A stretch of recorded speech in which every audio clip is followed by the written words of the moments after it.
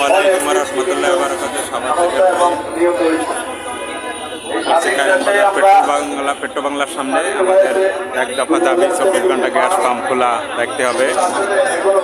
অবৈধ দুর্ঘটনার প্রমাণ কভার ভ্যান রলিতে সিলিন্ডার নিয়ে গ্যাস খায়না বন্ধ করতে হবে, গ্যাস পাচার বন্ধ করতে হবে।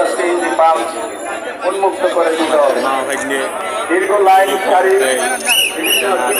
বিভিন্ন মিডিয়া 51.5 এইগুলো নিয়ে উপস্থাপনা করছে। এখনো কোনো স্থানে আসে না, অনেকবার আবেদন করছে বিভিন্ন মিডিয়ার সামনে আমরা কথা বলেছি, কিন্তু আমাদের কোনো সাড়া আসে নাই। তাই বৈষম্য বিরোধী ছাত্র আন্দোলনের মধ্যে আমরা যেহেতু আমাদের ছাত্র জনতা এবং আমাদের